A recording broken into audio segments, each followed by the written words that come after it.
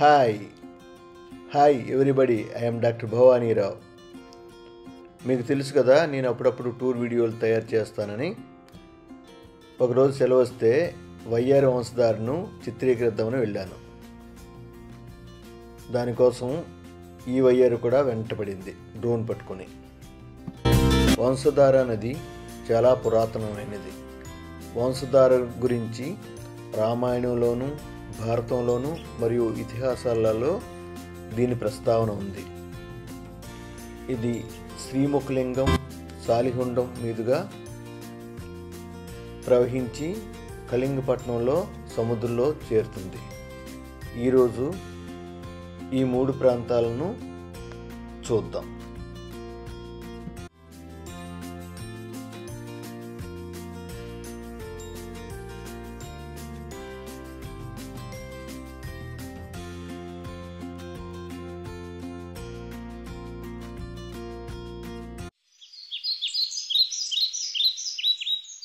వంశధార అంటే తెలుగులో వంశం యొక్క పరంపర అని అనుకుంటాం, కానీ నిజానికి అది కాదు. వంశధార అనేది బన్సధార అని ఒరియాలో అంటారు. బన్సధార అంటే వెదుళ్ళ అరణ్యంలో నుంచి పుట్టిందని అర్థం. బన్సధార. ఈ వంశధార మీద నుంచి తీసిన డ్రోన్ షాట్ చాలా అందంగా ఉంది కదా. ఇక శ్రీముఖలింగం వెళ్దాం. ఇది శ్రీముఖలింగం గోపురం ముందు పెట్టిన ఆర్కియలాజికల్ సర్వే ఆఫ్ ఇండియా వారు పెట్టిన హెచ్చరిక. ఈ ప్రకారం చుట్టూ 100 మీటర్ల లోపల ఏదైనా కట్టడం కానీ త్రవ్వకం కానీ జరిపితే 2 ఏళ్ల జైలు శిక్ష మరియు ₹1,00,000 జరిమానా విధిస్తారు. శ్రీముఖలింగం అనే పేరు ఈ ఆలయానికి ఎందుకు వచ్చిందంటే, ఇక్కడ శివలింగం మీద శివుని ముఖం దర్శనమిస్తుంది. శ్రీముఖలింగం పుణ్యక్షేత్రంలో 3 ఆలయాలు ఉన్నాయి. ఇది మధుకేశ్వర ఆలయం. దీన్ని 9వ శతాబ్దంలో కమ్మార్నవ అనే రాజు నిర్మించాడు. ఇతడు తూర్పు గంగా వంశానికి చెందినవాడు. ఈ ఆలయంలో చక్కని శిల్ప సంపద ఉంది. ఇది కళింగ నిర్మాకృతిలో ఉంది. ఇందులో అశోకుడు చేసిన కళింగ యుద్ధం గురించి ఒక ద్వారం మీద చెక్కబడి ఉంది. చక్కగా చూడండి.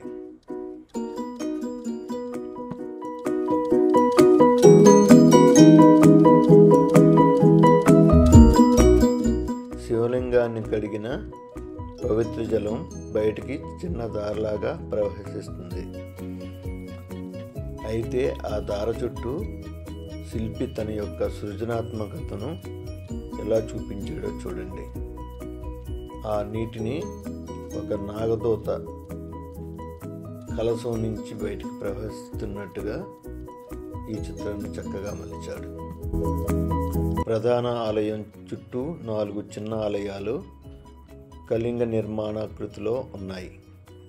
వాటి గోడల మీద కూడా చాలా శిల్పాలు చక్కగా చెక్కబడి ఉన్నాయి. ఇది బహుశా మత్స్యావతారం కావచ్చు. గోడ మీద మహిషాసుర మర్దిని శిల్పం, గోడ ముందు ఆమెకు నేటి ప్రతిరూపం.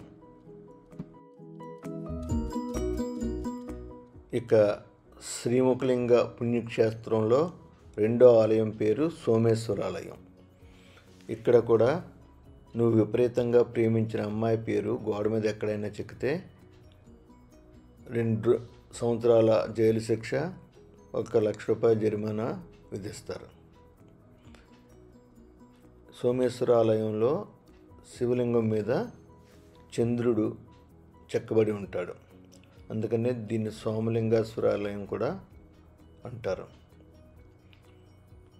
చూడండి ఎంత చక్కగా టీవీగా ఉందో.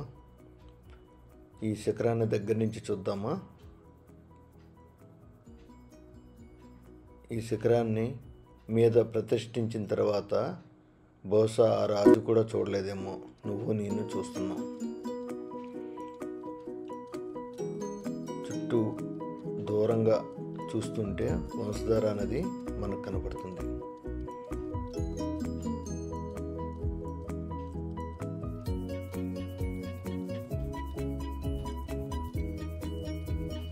డ్రోన్ చాలా దగ్గరగా దిగుతుంది కదా, ఎక్కడ డ్యామేజ్ అవ్వకుండా. ఇది మళ్ళీ దుర్గాదేవి. ఇక్కడ ద్వారం మీద కూడా మంచి శిల్పాకృతులు ఉన్నాయి. ఆలయ పూజారి గారు చాలా చక్కగా ఉన్నారు కదా.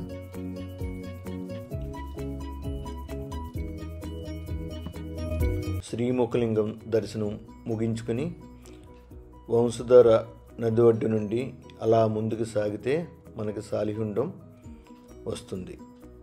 ఇది వంశధార నది ఉత్తర దిక్కునుంది. ఇక్కడ బౌద్ధమత అవశేషాలు ఉన్నాయి. ఇవి క్రీస్తుపూర్వం 2వ శతాబ్దం నుండి కూడా ఉన్నాయి. ఆ కాలంలోనే ఈ స్థలం నుండి బౌద్ధమత ప్రచారం జరుగుతుండేది. ఈ స్థలం నుండి రోమ్ నగరానికి కూడా సంబంధాలు ఉండేవి. దానికి ఆనవాళ్ళు ఇక్కడ పొందుపరిచారు. సాలిహుండం ఎత్తైన కొండ మీద ఉంది. అక్కడి నుంచి వంశధార చాలా అందంగా ఉంటుంది. ఈ సాలిహుండం మీద బౌద్ధుల తాలూకా ఆరామాలు, చైత్యాలు, స్తూపాలు ఉన్నాయి.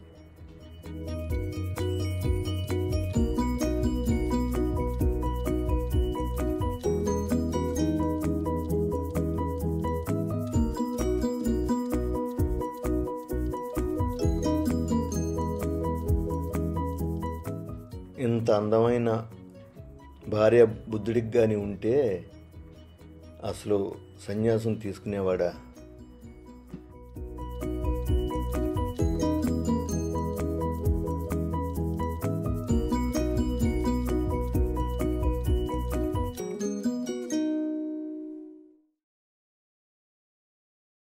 ఇక క్రీస్తుపూర్వం 2వ శతాబ్దంలో దొరికిన శిల్పాలు ఈ మ్యూజియంలో భద్రపరిచారు. చూడండి ఇక్కడ పిల్లలు ఎలా రచ్చ చేస్తున్నారు.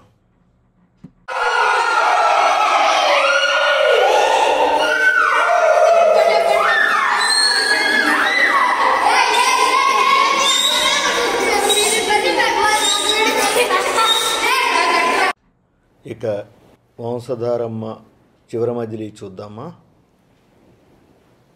తన పుట్టినింటిని వదిలేసి మెట్టినింట్లో పూర్తిగా కలిసిపోయి తన ఉనికిని పూర్తిగా పోగొట్టుకుంటుంది.